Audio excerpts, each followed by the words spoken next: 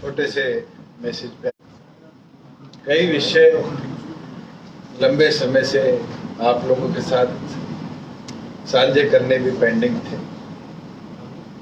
एक एक करके विषय पर मैं आपको बताने का भी काम करूंगा और उसके बाद कोई भी साथी सवाल करना चाहे और आप लोगों से उन पर भी चर्चा करें। पहली चीज कि ये महीने की शुरुआत एक ऐतिहासिक रही है कि 75% रिजर्वेशन बिल प्रदेश के महामहिम ने असेंट देकर प्रदेश के अंदर लागू किया और उसके लिए रूल्स फ्रेम करने की पहली बैठक कल है और इस महीने के अंत तक हमारा प्रयास रहेगा कि हम रूल्स को फ्रेम कर अप्रैल महीने में 22 के 22 जिलों में और प्रदेश की 67 एम्प्लॉयमेंट एक्सचेंजेस पे मास लेवल पर एम्प्लॉयमेंट ड्राइव चलाएंगे, जिससे प्रदेश के युवाओं को भी मजबूती मिले, रोजगार के साधन और अवसर प्रदेश के अंदर बढ़े।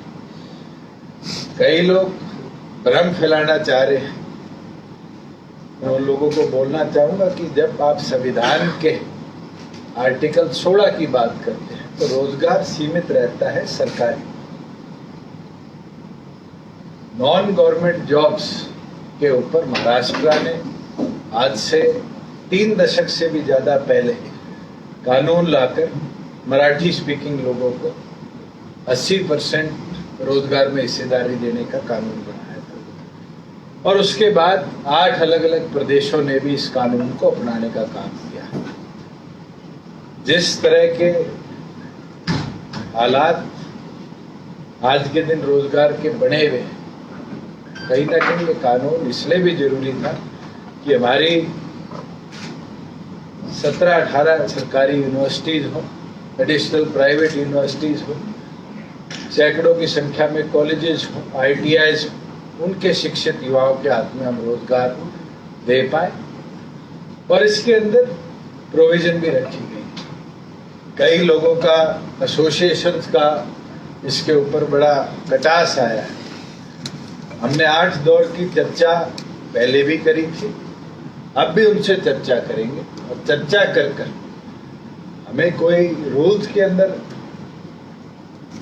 टेक्निकल चीजें डालनी पड़े तो जरूर डालें, जिसके अंदर इंडस्ट्री हमारे प्रदेश में पहले से भी बड़ी संख्या में आए और इंडस्ट्री को भी स्किल्ड प्रदेश का युवा हम टाइम मैनर के अंदर दे पाए।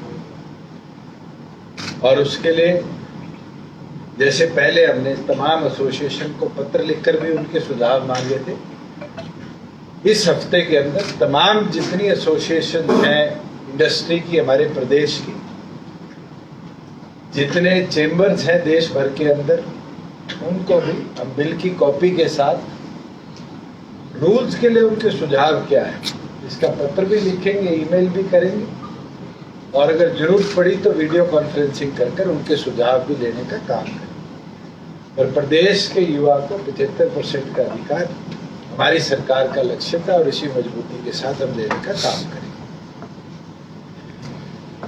लास्ट टाइम जब हम सेक्रेटरीट में मिले थे, एक विषय पर हमने चर्चा करी थी और वो था कि मनरेगा को इस वित्त वर्ष के अंदर हम 1000 करोड़ तक ले जाने का काम करें। मार्च की शुरुआत में मैं आपको पिछले साल का मनरेगा यूटिलाइजेशन का मैंडेज और कितना हमारा एक्सपेंस हुआ पहले वो डाटा देता हूं। 19-20 के अंदर मनरेगा में 91,19,000 मैंडेज प्रदेश में मनरेगा एम्प्लॉयज के जनरेट हुए थे, जिसका कुल खर्च 387.95 करोड़ रुपए था। कोविड काल के अंदर हमने ये लक्ष्य लिया कि हमारे ग्रामीण अंचल के मनरेगा के लोगों को और काम दिया जाए। इसमें हमने एडिशनल कार्य दिए, जैसे प्रदेश के अंदर गरीब के घर में कैटल शेड बनाने की बात, इरिगेशन चैनल्स को किसान के लिए समय पर क्लीन कराने के लिए भी मनरेगा को हमने यूटिलाइजेशन का काम दिया। और बड़ी खुशी होती है कि इरिगेशन महकमे ने मनरेगा की मदद से आज के दिन 180 करोड़ है, मगर मेरा अनुमान है 200 करोड़ का जो उनको टारगेट दिया था उसको अचीव करने का वो काम करेंगे। इस साल कल तक का डाटा मैं आपके साथ साझा करता हूं। 170.48 लाख मैंडेज प्रदेश के अंदर हमने मनरेगा के लिए यूटिलाइज करे, और जिसका कुल एक्सपेंस 6 मार्च तक का डाटा है 861.60 करोड़ रुपया।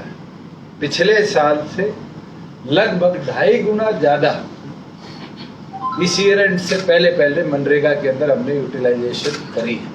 और हमारा टारगेट है, मैंने स्वयं 2 बार तमाम सीईओ जो हमारे जिला परिषद लेवल पर हैं उनसे वीडियो कॉन्फ्रेंसिंग के माध्यम से उनसे चर्चा भी करी। एक्सेप्ट 415 के आसपास ऐसी ग्राम पंचायतें जो पूरी तौर पर अर्बनाइज्ड हो चुकी, गुड़गांव में, फरीदाबाद में, पानीपत में, जो आज शहर का हिस्सा है, उनको छोड़ के प्रत्येक ग्राम पंचायत जो आज पूरी तौर पर रूरल है उनके अंदर मनरेगा का फंड यूटिलाइज हुआ है। कंपैरेटिवली 1800 ऐसी पंचायतें थी पिछले वित्त वर्ष में जिनमें मनरेगा का 1 रुपया भी यूटिलाइज नहीं। साथ में हमने जो पंचायत के handing over taking over process के लिए 15 फरवरी से तमाम फाइनेंशियल ट्रांजैक्शंस पर रोक लगा दी, ये आदेश जारी कर दिए गए हैं कि कल से ग्राम पंचायतें सुचारू तौर से अपने काम को दोबारा शुरू कर सकती है, एक प्रतिबंध के साथ कि जो वहाँ एडमिनिस्ट्रेटर हैं, चाहे वो ग्राम सचिव ग्राम पंचायत में हो या बीडीओ जिला परिषद के अंदर हो, सीईओ उनको मॉनिटर करेंगे और 5 लाख से ऊपर की कोई भी वर्क ऑर्डर इशू होगा उसको ऑनलाइन टेंडर किया जाएगा विद ड्यू प्रोसेस। 95% सरपंचों ने, ब्लॉक समिति मेंबर्स ने और जिला परिषद मेंबर्स ने अपने डाटा रिकॉर्ड जो उनके टेन्योर का था फाइनेंशियल, उसको पूरी तौर पर सरकार को देने का काम कर दिया है। वेरिफिकेशन प्रोसेस भी ड्यूली चल रहा है और उम्मीद है कि प्रदेश के अंदर बड़ी मजबूती से आने वाले समय में ग्रामीण अंचल को मजबूत करने का काम करें। क्योंकि मार्च का महीना है, प्रोक्योरमेंट प्रोसेस शुरू होने वाला है। मैंने पहले भी आपके बीच में डाटा साझा किया था कि पहली बार है कि हरियाणा प्रदेश इकलौता ऐसा प्रदेश है पूरे देश में जो 6 फसलें एमएसपी पर प्रोक्योर करेगा, और वो 6 फसलें हैं गेहूं, हमारे बीच में बड़ी मात्रा में 9 जिलों में सरसों,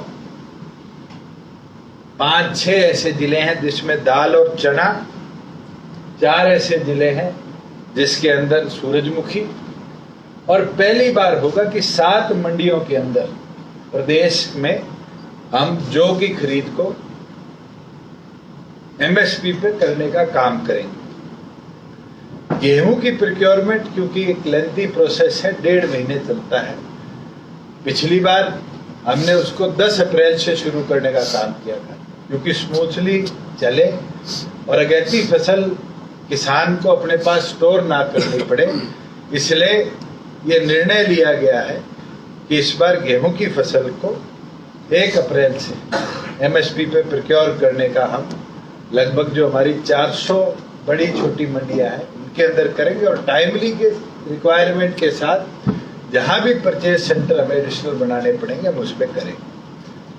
मगर पहली बार होगा इस देश के इतिहास में कि किसान की फसल का पैसा जैसे ही उसका जे फॉर्म कटेगा उसके 48 घंटे के अंदर सरकार उसके खाते के अंदर ट्रांसफर करने का काम करेगी। और मैं उम्मीद करता हूं कि हमारे साथ लगते हुए राज्य जो एमएसपी पर प्रोक्योरमेंट करते हैं वो भी हरियाणा के इस मॉडल को अपनाकर अपने प्रदेश में किसान की फसल को इसी तरह प्रोक्योर करें। अगर उनको टेक्नोलॉजी की मदद चाहिए, अगर उनको मंडी इस्टेब्लिश करने में मदद चाहिए, हमारी सरकार पूरी तौर पर उनका सहयोग करने को तैयार है, चाहे वो राजस्थान हो, चाहे वो पंजाब हो, चाहे देश का कोई अन्य राज्य हो। मेरी फसल मेरा ब्यौरा और ई खरीद के माध्यम से अगर उनको मंडी इस्टेब्लिश करनी है तो हरियाणा सरकार के साथ मिलकर अपनी मंडी को और मजबूत कर सकती है। अब तक लगभग 7.25 लाख के आसपास तो हमारे प्रदेश के किसानों ने अपने आप को रजिस्टर करवाया है वीट के लिए, और लगभग 1,03,000 के आसपास आउट ऑफ स्टेट फार्मर्स, जो कि 66,300 के लगभग तो आड़तियों के माध्यम से रजिस्टर हुए हैं और 42,800 के लगभग फार्मर्स स्वयं मेरी फसल मेरा ब्यौरा पर अपने आधार कार्ड से अपनी जमीन को और फसल को लिंक कर हमारे प्रदेश के अंदर रजिस्टर हुए हैं। और आने वाले समय में प्रोक्योरमेंट का जैसे जैसे काम शुरू होगा वैसे वैसे इन किसानों की फसल को किस किस मंडी में हमने लाना है उसको हम टाइमली लाने का काम करें। एक कल इंफॉर्मेशन केंद्र सरकार से हमें मिली है कि हरियाणा पहला प्रदेश है जिसने प्रधानमंत्री ग्रामीण सड़क योजना का जो फेज 3 का बैच 1 है उसको सक्सेसफुली कंप्लीट किया है। बैच 1 के अंदर हमें 690 किलोमीटर लेंथ मिली थी और जिसकी 60-40 शेयरिंग रेशो थी और 383.58 करोड़ रुपए की लागत से वो ग्रामीण सड़कें बननी थी। हमने फेज 1 को पिछले वित्त वर्ष जो रनिंग वित्त वर्ष है इसके अंदर सक्सेसफुली कंप्लीट किया है एंड हम पहला प्रदेश बड़े हैं देश के अंदर जिसके अंदर फेज 2 का अप्रूवल हमें कल मिला है। और साझा करते हुए खुशी होती है कि लगभग 550 करोड़ 550 करोड़ की लागत से 120 सड़कें प्रदेश के अंदर नई सैंक्शन हुई है, जो कि लगभग 1217 किलोमीटर की लेंथ की, जिसमें नई सड़क बनना और साथ के साथ जो एग्जिस्टिंग सड़कें थी उनकी वाइडनिंग, उनकी स्ट्रेंथनिंग प्रधानमंत्री ग्रामीण सड़क योजना के माध्यम से होगी। मैं आपके साथ साझा कर दूं कि ये टोटल 14 जिलों के अंदर सड़कें मंजूर हुई हैं, जिसमें अम्बाड़ा में 9, भिवानी में 17, फरीदाबाद में 2, फतेहाबाद में 14, हिसार में 14, जींद में 3, कैथल में 7, कुरुक्षेत्र में 8, महेंद्रगढ़ में 1, पलवल में 12, पानीपत में 11, रोहतक के अंदर 4, सिरसा में 7 और सोनीपत में 11 सड़कें इस 1217 किलोमीटर की लेंथ के अंदर मंजूर हुई है। पिछले जो योजना थी उसके अंदर हमारे 11 जिलों के अंदर जो 670 किलोमीटर से सैंक्शन हुई थी उसका कार्य हुआ है। एक मैं आपके माध्यम से दोबारा हमारे ग्रामीण अंचल से जुड़े लोगों को सूचित करना चाहता हूं, क्योंकि हमारा एक्साइज ईयर समाप्त हुआ था 31 मार्च को, मगर नए एक्साइज ईयर की शुरुआत हुई थी 19 मई से। इस साल क्योंकि एक्साइज ईयर 20 मई से शुरू होगा, इसलिए जो डेडलाइन 31 दिसंबर तक की होती थी, गांव के अंदर अगर कोई लिकर वेंट को ठेके को बंद कराना चाहता है तो ग्राम सभा का रेजोल्यूशन भेजा जाए। अब तक बड़े लिमिटेड गांव के हमारे पास रेजोल्यूशन आए हैं। उस पीरियड को देखते हुए जब मैंने पीछे रिव्यू मीटिंग ली, हमने एक्सटेंशन देने का निर्णय लिया है कि कोई भी ग्राम सभा, क्योंकि अब सरपंचेस का टेन्योर खत्म हो चुका है, कोई भी ग्राम सभा अपने रेजोल्यूशन डीसी के माध्यम से हमारे पास 15 मार्च तक भिजवा सकती है। तो उसको हम रिव्यू भी करेंगे और साथ के साथ अगर किसी ग्राम पंचायत के अंदर ग्रामवासी ये चाहते नहीं कि लिकर वेंट खुले तो उसको हटाने का भी काम करें। कई साथी बारी बारी ये कहते हैं कि रेजोल्यूशन आ जाते हैं मगर वेंड बंद नहीं। मैं आपके साथ पिछले 2 सालों का एक कंपैरिजन डाटा शेयर करता हूं। 19-20 के अंदर हमारे पास 3048 ग्राम पंचायत या ग्राम सभाओं के रेजोल्यूशन आए थे। केवल मात्र 57 को एक्सेप्ट किया गया और 48 को रिजेक्ट किया गया। बचे हुए को नॉन टाइमलीनेस या और ऑब्जेक्शन के साथ छोड़ दिया गया। पिछले साल जब हमने एक ड्राइव पूरे प्रदेश में आप लोगों की मदद से चलाई थी, हमारे पास 898 एप्लीकेशन रिसीव हुई थी डिप्टी कमिश्नर के माध्यम से।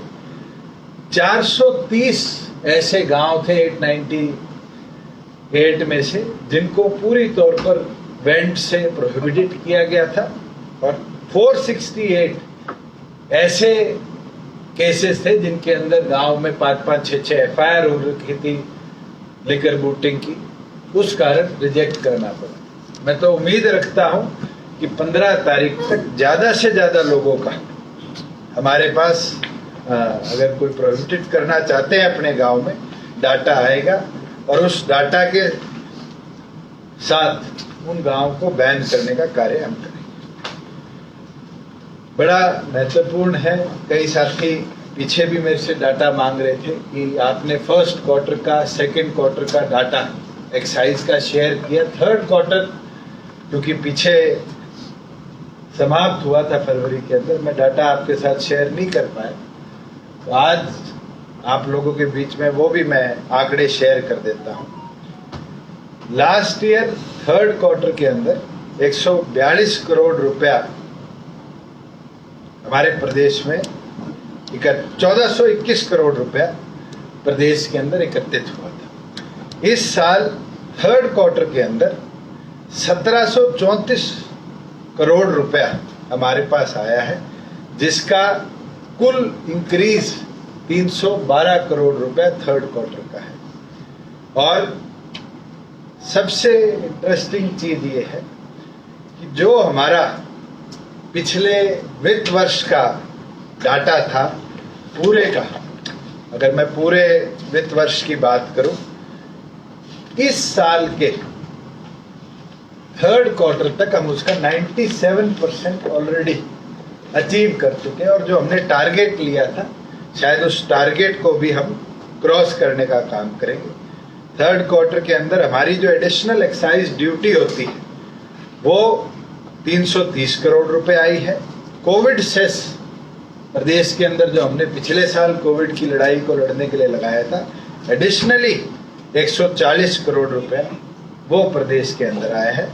कुल 3 क्वार्टर का अगर मैं आपका डाटा करूं तो 977.94 करोड़ एडिशनल हमारे पास रेवेन्यू इस वित्त वर्ष में है, जो कि लगभग 19.85% वृद्धि है पिछले वित्त वर्ष से।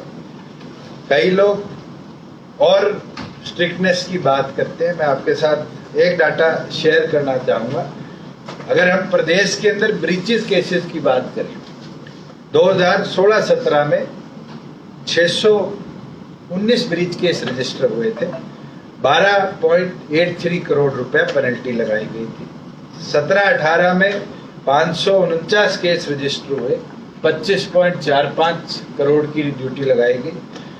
18-19 में 567 केस रजिस्टर हुए, 18.44 करोड़ की उस पर पेनल्टी लगाई गई। 19-20 के अंदर 590 केस रजिस्टर हुए, केवल मात्र 3.69 की उस पर पेनल्टी लगाई गई।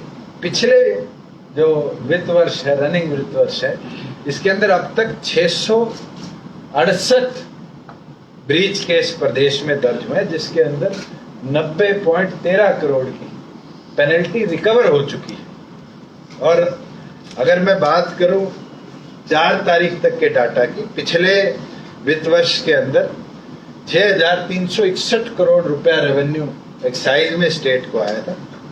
4 अप्रैल की मैं बात करूं तो 6,214 करोड़ रुपया आज हमारे पास रेवेन्यू में आ चुका है, जबकि हमारा ईयर एंड 19/5 को हो रहा है। हमारा ये प्रयास है कि हम प्रदेश के अंदर जहाँ रेवेन्यू का भी इंक्रीज करें, वहीं अगर कोई इस तरह के इलीगल एक्ट्स होते हैं तो सख्ती के साथ उसको टैकल करने का भी टाइमली काम करें। विधानसभा सेशन चल रहा है, कई लोगों के मन में 10 तारीख का भी सवाल होगा। मैं एक लाइन में उसको समाप्त करूं। ये सरकार बड़ी मजबूती से चल रही है, इसी मजबूती के साथ आगे भी चलती रहेगी। जो लोग अविश्वास की बात करते हैं, आज जहां जनता ने तो विश्वास उन लोगों से खो दिया, वहीं आज शायद उनके संगठन के अंदर भी उनका विश्वास नहीं रहा। और जिस तरह के कदम पिछले दिनों उठे हैं जम्मू के अंदर, अलग अलग प्रदेशों के अंदर, ये दिखाते हैं कि आज वो लोग इंटरनली भी कमजोर हो रहे हैं। और जब अविश्वास लाने की बात करी थी तो मैं फैक्चुअली करेक्ट हूँगा, विधानसभा में आज शायद उनके 30 विधायक हैं, एक की तो कैंडिडेटर चला गया, 31 थे, अब 30 रहेगी। 30 के अंदर से मेरे ख्याल से वो 30 का भी विश्वास नहीं ले पाए अविश्वास साइन कराने। 3 लोगों ने तो शायद उसमें भी रिक्यूज करने का काम किया, साइन नहीं करे। तो ये दिखाता है कि वो इंटरनली कितने कमजोर हैं।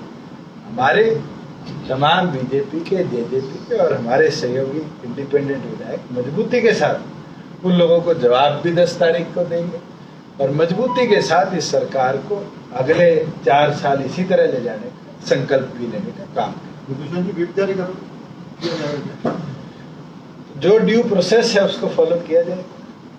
दुष्यंत जी, एक आपने युवाओं को रोजगार देने का जो आपने वादा किया था वो कंप्लीट हो गया और सरकार की अच्छी सोच है, लेकिन उद्योगपति विरोध कर रहे हैं। और किरण चौधरी ने भी कहा है कि इस मामले को लेकर जो सरकार है सिविल मंत्री सदन में लाई और लाइन की बात भी वो कहते हैं, इसको आप पहली चीज तो कानून तो अभी आया है, अभी तो रूल्स फ्रेम होंगे, इम्प्लीमेंटेशन प्रोसेस में जाएगा। जो दिल्ली विधानसभा की स्पीकर रही हैं उनको ये तो पता होना चाहिए कि कोई भी चीज लागू होगी, उसके रिजल्ट आएंगे, उसके ऊपर ही श्वेत पत्र लाया जाएगा। और कोई कहता हो कि प्रदेश में इन्वेस्टमेंट नहीं आ रही, आप खुद IMT सोना जाइए, वहां लगभग 7500 करोड़ की लागत से ATL नामक वर्ल्ड की सबसे बड़ी लिथियम बैटरी मैन्युफैक्चर कंपनी अपना ऑलरेडी प्लांट कंस्ट्रक्शन में ले आई और जिसकी पहले फेज का जो वर्किंग है वो दिसंबर 2021 से शुरू होनी है। हमारी चर्चा मारुति के साथ भी निरंतर चल रही है, कल भी उनसे 2 घंटे की बैठक हुई है।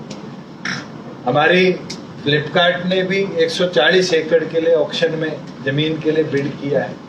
अमेज़न भी हरियाणा में इन्वेस्ट करने को तैयार है।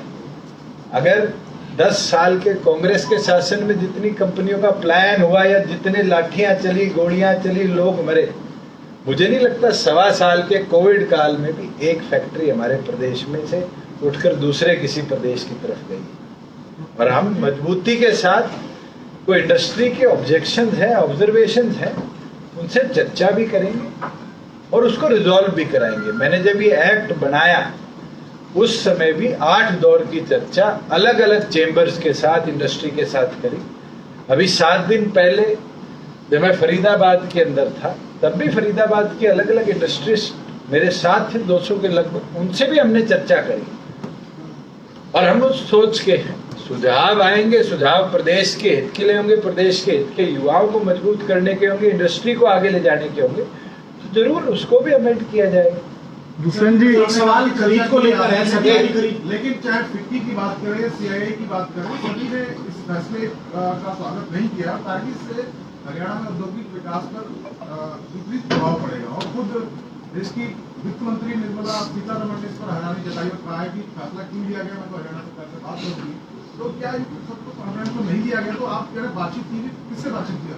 8 दौर में जितने हमारे चेंबर्स हैं, बाकायदा कोविड के दौरान आप लोगों ने भी कई बार कवर किया है, वीडियो कॉन्फ्रेंसिंग के माध्यम से उनके प्रेसिडेंट्स, उनके सेक्रेटरीज, उनके मेंबर से हमारी चर्चा चली। आज के दिन ये कानून को एक हरियाणा में तो लागू नहीं है, एक भ्रम फैलाया जाता है इस तरह का कि पता नहीं क्या ही हो जाएगा। मैं आपको विश्वास दिला देता हूँ, किसी के भी कोई सवाल है, कोई ऑब्जर्वेशन है, उसको रिजॉल्व करना हमारी सरकार का काम है। अगर कुछ ड्रैकोनियन इसके अंदर होता तो हम तो भाषा पे प्रतिबंध कर सकते थे, हम तो क्षेत्र पे प्रतिबंध कर सकते थे, हम तो धर्म पे प्रतिबंध कर सकते थे।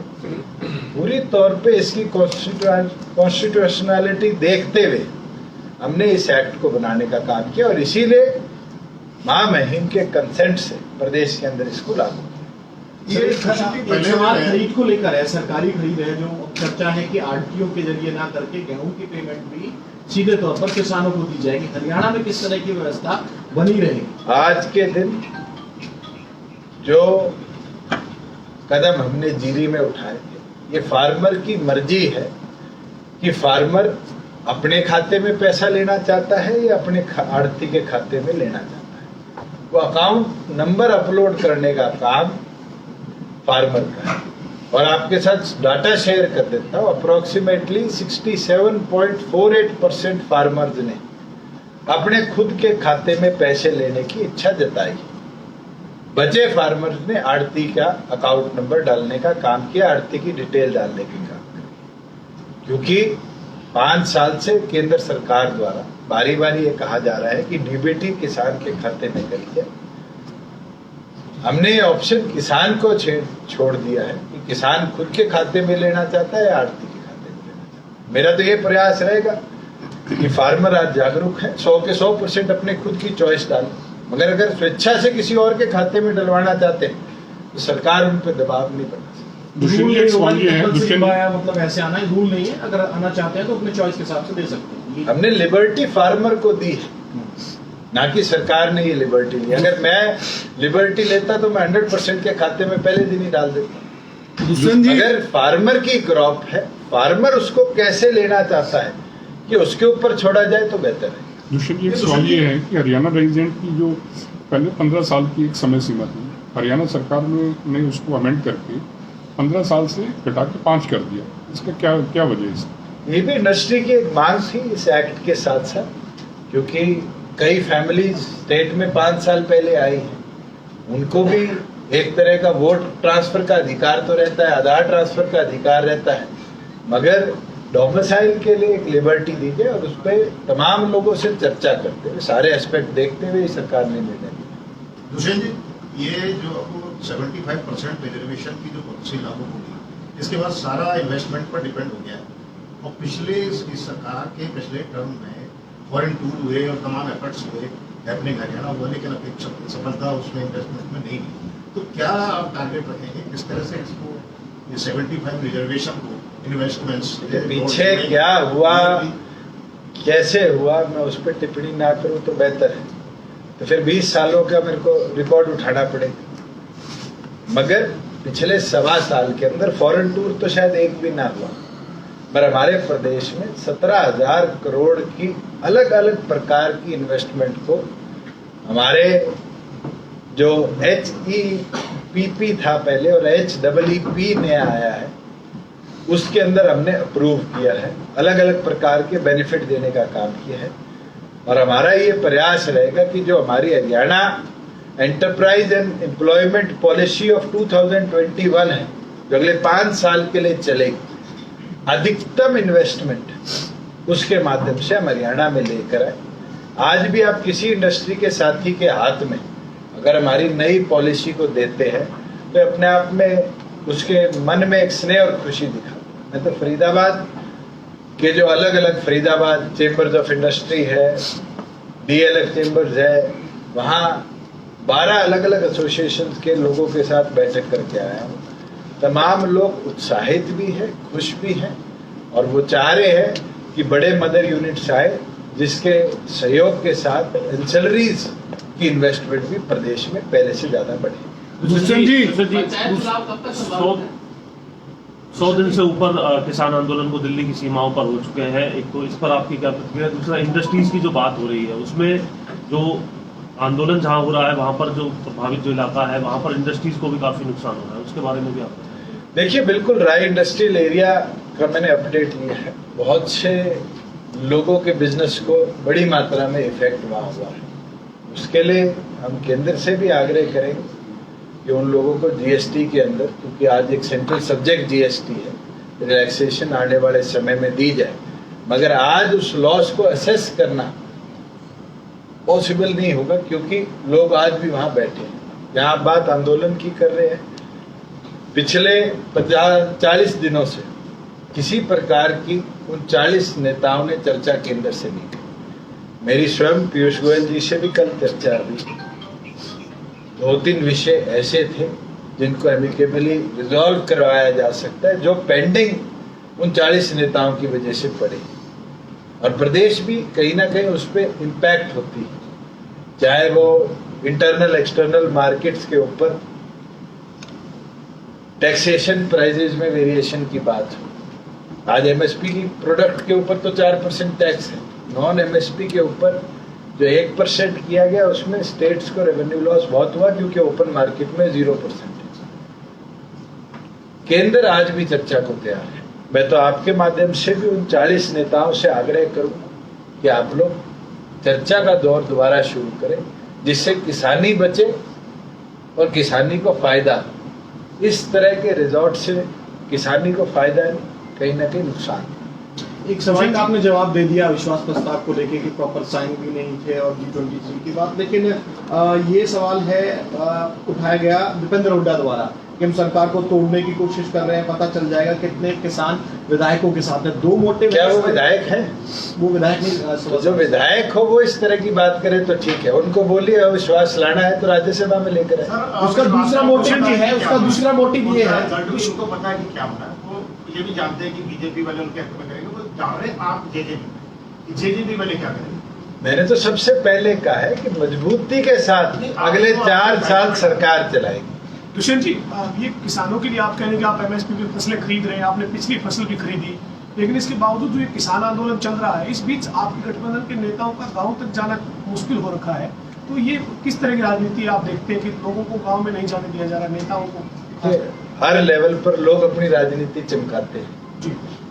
कई लोग जो विपक्ष में बैठे हैं उनके दर्द इस चीज का है कि आज सरकार मजबूती से कार्य भी कर रही है और चल भी रही है, और इस तरह के जो सोच के लोग हैं उन लोगों के साथ टकराव करके फायदा नहीं। समय आएगा, प्रोक्योरमेंट आएगी, 2 दिन में किसान को पैसा मिलेगा, तो जो ये भ्रम फैलाया गया था एमएसपी खत्म हो जाएगी, मंडियां खत्म हो जाएगी, उनको भी जवाब दिया जाएगा। मैं तो हैरान हूं, उन लोगों को जवाब हिमाचल की सरकार ने भी कल दिया, जहां पहले 57 मंडी थी और उनके बजट के अंदर 20 नई मंडियां लाने की प्रोविजन करी गई। तो प्रदेश सरकार तो मंडियां बनाती रहेगी, मंडी सिस्टम को इसी तरह चलाती रहेगी, मगर जो भ्रम फैलाने वाले लोग हैं उनको तो समय के साथ जवाब दिया जाएगा। पंचायत चुनाव जो एक्सटेंड किए गए हैं, इससे कोई कॉन्स्टिट्यूशनल वायलेशन नहीं होगा? पंजाब चुनाव एक्सटेंड नहीं किए गए, क्योंकि नई 100 से अधिक पंचायतें बनी हैं, ब्लॉक्स बने हैं, सब डिविजन्स की अनाउंसमेंट्स होनी है। डिप्टी कमिश्नर को ऑलरेडी लिखकर भेज दिया गया है कि अपने विलेजेस के ऑड इवन नंबर लगाकर स्टेट को दीजिए। ब्लॉक्स के और जिला परिषद की क्योंकि ऑलरेडी नंबर हुई हुई है, उसके अंदर क्योंकि BCA की 8% रिजर्वेशन डाली गई है, उसका ड्रॉ लॉट्स कर दीजिए। SC के अंदर क्योंकि अमेंडमेंट आई थी, उसके अंदर अमेंडमेंट कर दीजिए। जैसे ही प्रदेश सरकार के पास वो डाटा आएगा, प्रदेश के अंदर जिला परिषद चुनाव, पंचायत चुनाव और पंचायत समिति के चुनाव को सुचारू तौर से हम कराएंगे। हमने इलेक्शन कमीशन जो स्टेट की है ऑलरेडी जनवरी के अंदर लिख के भेजा हुआ है कि आप गैरअप हो जाइए, जैसे हमारा ड्यू प्रोसेस खत्म होगा हम आपको नोटिफाई करेंगे कि स्टेट इलेक्शंस को आप हेल्ड। रजिस्ट्री के नेताओं की जो बात है या फिर कहें शराब मामले को लेकर जो जांच चल रही थी, मुख्यमंत्री साहब ने उसको लेकर एक बड़ी कमेटी में यानी कि सिंगल सीनियर अधिकारी को दे दी, उनको लेकर विपक्ष ने तमाम तैयारियां की हैं, उन चीजों को लेकर क्या रिपोर्ट रखी जाएंगी या जवाब कुछ दिए जाएंगे? ना तो मेरे डिपार्टमेंट से कंसर्न है SET SIT वाला, जिस डिपार्टमेंट की बात है वो इसके ऊपर कमेंट करे तो बेहतर है, क्योंकि हमारे पास तो ना कोई डाटा मांगा गया ना आया। जहां बात रजिस्ट्री की है, अनियमितताएं शब्द इस्तेमाल करना मैंने पहले भी कई बार कहा है, उसके अंदर वैलिड नहीं है। Registration is a right of person, संविधान के अंदर भी लिखा गया है कि उसका ड्यू राइट है। उसके अंदर जो प्रदेश सरकार के रूल्स हैं, पॉलिसीज हैं अलग अलग डिपार्टमेंट की, उनको ना फॉलो करना वो एक चीज है। जैसे 7A की बात आई थी, हमने 3 साल का जो प्रोसेस था, जहां 7A के अंदर रिलैक्सेशन दी गई थी 1 हेक्टेयर से 1000 गज की अब 1 एकड़ पे ले जाई गई है, उसका डाटा कलेक्ट कराया गया है। 400 के लगभग ऐसे छोटे से बड़े लेवल के टाउन प्लानिंग के हों, अर्बन लोकल बॉडीज के हों, रेवेन्यू के हों, अधिकारियों के ऊपर क्वेश्चन मार्क आया है। उनको इंक्वायर करने के लिए हमने कमिश्नर्स को बोला था। उनकी रिपोर्ट्स आते ही जो आगे ड्यू प्रोसेस होगा, जो कार्रवाई होगी, उसको हम पूरी तौर पर करेंगे। लॉकडाउन के दौरान जो गुड़गांव का मामला आया था, हमने तो एक दिन भी नहीं लगाया।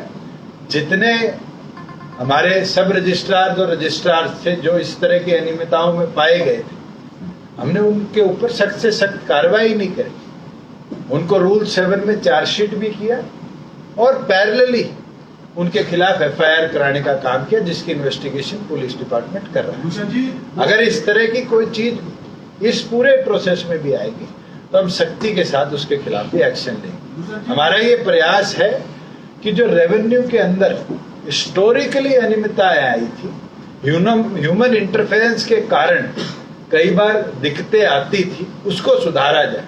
उसका पहला कदम था कि आज आपको भी अपनी जमीन की रजिस्ट्रेशन करानी होगी तो आपको तहसील के चक्कर काटने की जरूरत नहीं।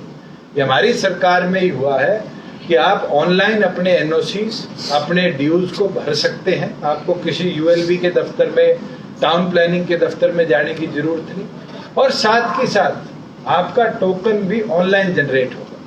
और 1 सप्ताह पहले हमने इसके ऊपर बैठक ली है कि अब, क्योंकि हमारा एक्ट कहता है कि जिस रेवेन्यू एरिया के अंदर, सब डिवीजन के अंदर आपकी जमीन है, आप वहीं रजिस्ट्री करा सकते हैं।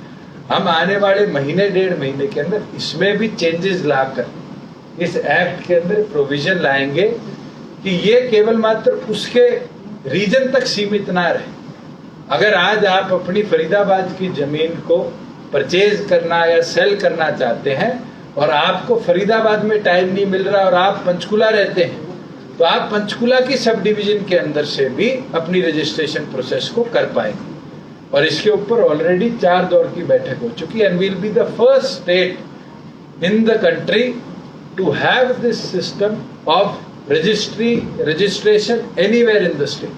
फिर आपको अपनी सब डिवीजन तहसील के धक्के खाने की जरूरत नहीं पड़ेगी। इसको सर आगे पूछ रहा था कि ये जो पंचायत चुनाव है, इसके साथ साथ 2 विधानसभा सीटों में बाई इलेक्शन भी आ रहे हैं, उसके लिए क्या स्ट्रेटजी आपने तैयार की बीजेपी के साथ, और क्या 2 में से 1 सीट पर आप मैं खासकर इलाहाबाद सीट को लेकर? खासकर इलाहाबाद क्यों, कालका क्यों नहीं?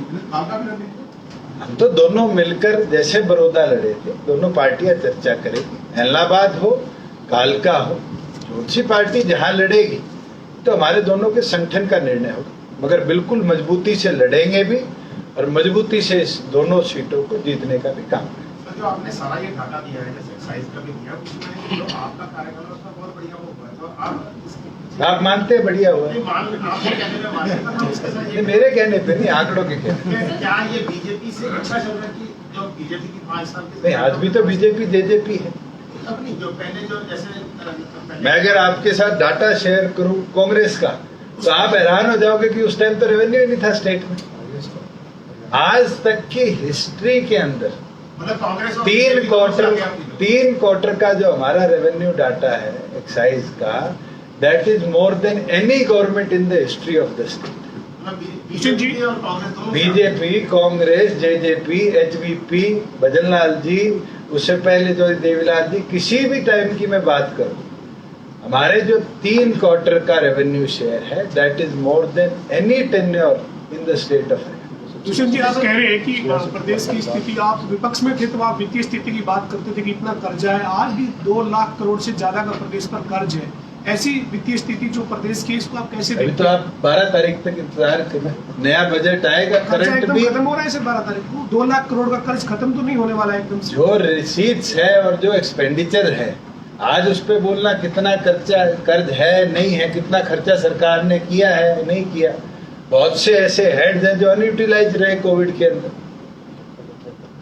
केवल मात्र ये कहना कि जो प्रेडिक्शन थी सरकार की वो कर्जा है। 12 तारीख को वित्त मंत्री जब अपना बजट पेश करे उस दिन इसके ऊपर चर्चा करें तो बेहतर रहेगा कि नया स्थिति क्या रहेगी 21-22 में और आज के दिन क्या है। सर, कोalition सरकार बनने के बाद कॉमन मिनिमम प्रोग्राम के बारे में बहुत चर्चा हुआ था, एक दो शायद मीटिंग भी हुई थी, लेकिन एक साल के बाद आप कॉमन मिनिमम प्रोग्राम को लेकर के कुछ बता नहीं रहे कि एक साल में आपने क्या किया। आपको और आप एक कितनी चीजें पूछनी है जो दोनों पार्टियों के बजट से पिछले 1.25 साल में फुलफिल हुई है। मैं एक एक विषय आप दोनों के घोषणा पत्र ले तो आपके साथ साझी कर दूंगा कि हमने इम्प्लीमेंट करी, चाहे वो HTAT की हो 50 किलोमीटर के अंदर कराने की बात, चाहे प्रदेश में 75% की हो, ट्यूबवेल कनेक्शन को 4 स्टार मोटर तक भी अप्रूवल की हो, आज हम बात करें बुढ़ापा पेंशन की 250 रुपये वृद्धि की भी हो। अनेकों ऐसी चीजें हैं जो day to day regular processes के अंदर हमने कंप्लीट कराई। आज 20 किलोमीटर के दायरे में कॉलेज बनाने की जो सोच थी दोनों संगठनों ने मिलकर पूरी करी। और अभी तो 1 साल हुआ है, आप ये सोचते हैं कि 1 साल के अंदर 5 ईयर प्रोग्राम इकट्ठे कंप्लीट कर दिए जाए, तो मेरे ख्याल से आज तक की हिस्ट्री में कोई गवर्नमेंट नहीं कर पाई। पर हिस्टोरिकली इतने बड़े बड़े निर्णयों को लेना, इम्प्लीमेंट करना इतने छोटे टेन्योर के अंदर, ये शायद पूरे देश में हमारी सरकार कर पाई। आने वाले समय में ऐसा हो राष्ट्रीय महिला दिवस मनाया जाएगा। विधानसभा के सत्र में भी जो महिला विधायक है वो संघ का संचालन करेंगी। पंचायत चुनाव के अंदर भी जो महिला सीट का रिजर्वेशन किया गया है, आपकी सरकार द्वारा सर कोई तोहफा या बजट में महिलाओं के लिए कुछ इस तरह की कोई अपकमिंग प्रोग्राम? सबसे बड़ा तोहफा तो 50% महिला को हिस्सेदारी प्रत्येक पंचायती राज चुनाव के अंदर दी गई है, और ये भी हमारे कॉमन मिनिमम प्रोग्राम का एक वादा था। मगर ये आपको विश्वास दिला देता हूँ, और ये मैंने स्पीकर से भी आग्रह किया था उस घोषणा के बाद कि चेयर करेंगी महिलाएं। मैं चाहूंगा कि गवर्नर के एड्रेस के धन्यवाद प्रस्ताव की शुरुआत भी महिलाएं विधानसभा से करें, और इसके लिए दोनों पार्टियों ने अपनी अपनी महिला विधायकों के नाम ऑलरेडी दे दिए। और मैं तो उम्मीद करूंगा, क्योंकि तीसरा दल कांग्रेस है, कांग्रेस भी महिला वक्ता के साथ ही अपने गवर्नर एड्रेस की शुरुआत करें। सर, पहले दिन सदन में APMC एक्ट को लेकर चर्चा हुई, विपक्ष ने कई सवाल उठाए, वो इसे स्टेट सब्जेक्ट बता रहे हैं, लेकिन सरकार जो है इसे स्टेट सब्जेक्ट कंसिडर करने के लिए तैयार नहीं है। लगातार उन्होंने ये भी कहा है कि इस पर दोबारा भी चर्चा करेंगे। जो चीज केंद्र ने बनाने का काम किया उसको अमेंड विधानसभा में किया जाए, ये पॉसिबल नहीं है, क्योंकि वो सेंट्रल एक्ट के माध्यम से। एग्रीकल्चर एक स्टेट सब्जेक्ट है, अगर एग्रीकल्चर के रिलेटेड स्टेट किसी एक्ट में विपक्ष प्राइवेट मेंबर बिल लाना चाहे तो मुझे लगता नहीं प्रदेश सरकार को कोई उसके ऊपर ऑब्जेक्शन। जिस तरीके से वो बिल पेश किया गया, और मुझे लगता है मुख्यमंत्री ने बेहतरीन तरीके से उसका जवाब भी दिया कि ये एक्ट में जो अमेंडमेंट चाह रही है कांग्रेस, ये सेंट्रल एक्ट है। स्टेट APMC में कल अमेंडमेंट मांगेंगे, हम जरूर करने का काम करेंगे उनके विचारों को। एक विषय रह गया, आपने कहा कि इस नाम से कोई कानून नहीं आएगा, मुख्यमंत्री ने भी लगभग वही बात कही, तो ये आपका दबाव था या वाकई में ऐसा कुछ था नहीं? देखिए, मैंने हमारे माइनॉरिटी सेल के तमाम सदस्यों के साथ चर्चा भी करी, और उसके ऊपर एक ऑब्जर्वेशन थी, बारी बारी एक शब्द के ऊपर आपत्ति देश में उठाई जाती है। फोर्सफुल कन्वर्शन हो, उसके ना मैं पक्ष में ना आप पक्ष में। मुझे लगता है ये हमारा संविधान भी परमिट नहीं करता कि आप फोर्सफुली किसको कन्वर्ट करें। उसके ऊपर हमारे गृह विभाग ने, गृह मंत्री ने एक बिल पेश किया है, मैंने उसकी कॉपी को भी पढ़ने का काम किया है, और बेहतरीन तरीके से ड्राफ्टेड वो एक्ट है, और उसको हमारी पार्टी भी, हमारे तमाम विधायक सपोर्ट करेंगे, क्योंकि फोर्सफुल कन्वर्शन मुझे लगता है किसी की भी आज देश ही नहीं दुनिया भर के अंदर नहीं होनी चाहिए। कोई स्वेच्छा से जाए, एफिडेविट दे के जाए, तो उसके ऊपर कोई आपत्ति भी नहीं हो। कैबिनेट का भी सफल जो है, लंबे समय तक चर्चा चलती रही, फिर बीच में ऐसा लगा कि किसान आंदोलन के चलते एक जो स्लॉट आपको मिलना है, एक जो मंत्री बनना है, हमारे स्लॉट पे लंबा जी खूब नजर रखते हो गिनने वाला उसका कुछ है इस बजट सेशन नए वित्त वर्ष के अंदर आपको खुशखबरी दे देंगे। सर, किरण चौधरी जी ने कहा है कि वैसे तो सरकार जल रैलियां करती है, लेकिन जब SYL का मुद्दा विधानसभा में रखा गया तो उसको खारिज कर दिया गया, इस पर आपका क्या कहना है? मेरे संज्ञान में तो एसवाईएल विधानसभा में कांग्रेस द्वारा तो कभी नहीं लाया गया। ये तो वो लोग हैं जो पंजाब में जाके तो एसवाईएल की खिलाफत करते हैं, हरियाणा में आके एसवाईएल की मांग करते हैं। ये तो 10 साल सत्ता में रहे, पंजाब में हरियाणा में इनकी सरकार रही। अगर इन लोगों की सोच एसवाईएल बनाने की होती तो उस समय मैटर रिजॉल्व करवा देते। सर, पंजाब में हिंदू मंदिर एक्ट बनने जा रहा है, क्या हरियाणा में ऐसा एक्ट बनेगा? मेरे संज्ञान में नहीं। चौटाला साहब, एक संयुक्त किसान मोर्चा ने कल स्टेटमेंट निकाली है नो कॉन्फिडेंस मोशन को लेकर। उन्होंने लोगों से अपील की है कि वो अपने अपने एमएलए को अप्रोच करें ताकि वो अपनी सपोर्ट जो है सरकार से विड्रॉ करें। मैं भी आपके माध्यम से उन 40 नेताओं को जो संयुक्त किसान मोर्चा की अध्यक्षता कर रहे हैं उनसे भी ये मांग करता हूँ और किसानों से भी ये मांग करता हूँ कि आप लोग भी उनको कहिए कि केंद्र से चर्चा कर इस मामले में किसानी को बचाने का काम करें। आज के दिन तो जिस तरह के हालात देश भर में देखने को मिल रहे हैं, मुझे लगता है कि अब बॉर्डर पे कम और देश के अलग अलग कोनों के मंचों पे ज्यादा आज नेतृत्व दिख रहा है। ये लड़ाई शायद अब राजनीतिक ग्राउंड की हो चुकी है रादर देन किसानी की। Sir, in the last 1 year, there has been a difference of opinion among the cabinet ministers regarding SIT, SCT on liquor scam and DGP appointment issue and intelligence. How do you see like the situation of difference of opinion among the... There is no difference of opinion. There can be differences where under whose authority who is acting or not. If I talk about difference of opinion today, you and your editor also might have a difference of opinion. What is published, what is not published, it is up to your editor. Didn't come out in the Some things are there which needs revision, some things are there which needs proper monitoring, and for that I think Chief Minister has very well cleared it that the Chief Secretary will look into that. The recommendation given by the Chief Secretary, every department